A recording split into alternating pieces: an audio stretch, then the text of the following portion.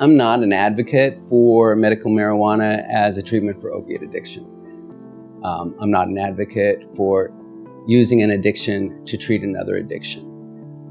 I think there is a role for medical marijuana in terms of treating chronic pain, like cancer pain or pain from Crohn's disease, for some seizure disorders, and for people that have lost weight because of HIV/AIDS or chemotherapy or certain cancers.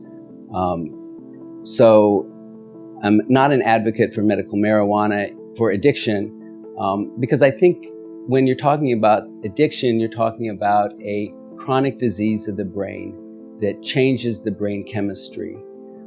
All drugs of abuse release dopamine into the reward pathways that's out of proportion from any natural rewards. That's true of opiates, that's true of cocaine, and it's true of marijuana. So it's a little bit like kicking the dragon, that you think about taking a little bit of a less lethal drug like marijuana, and that's still going to release some dopamine into the system. But when you have an addict brain, you're going to want it to have more dopamine and stronger, more powerful drug released into that system once you've kind of triggered that dopamine release. And so I think there's a high likelihood that it's going to lead back to opiate addiction when you start with marijuana. And we see that a lot in treatment. While I'm not an advocate for medical marijuana for opiate addictions, I'm an advocate for really keeping an open mind about doing whatever we can to keep our opiates addicts alive.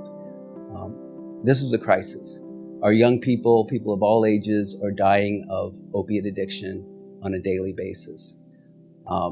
And we need to understand that we don't have all the answers right now. We need to start thinking about this disease as being a 365-day-a-year disease. And it doesn't take off for weekends, and it doesn't take off for holidays. Probably the most heartbreaking thing in my life is when somebody I've worked with, somebody I've cared for, somebody I've come to care about, I get the news that they died of an opiate overdose.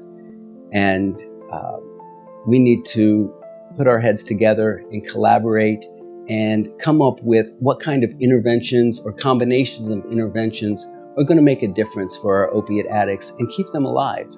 And so that can be things like detox. For some people, it can be rehab. For some people, it may be medication-assisted treatments like naltrexone or Vivitrol, or partial agonists like Suboxone or buprenorphine. We really need to be thinking about all sorts of things that we can do to help keep people alive. We take away their drug, and what do we replace it with? Well, I think we need to we replace it with connections. We can replace it with connections with a therapist, connections with a sponsor, connections with a community or a support group, fellowship through AA, NA, and eventually we want to connect them to a path in their life where they might find some fulfillment, find some passions, and hopefully live a long drug-free life.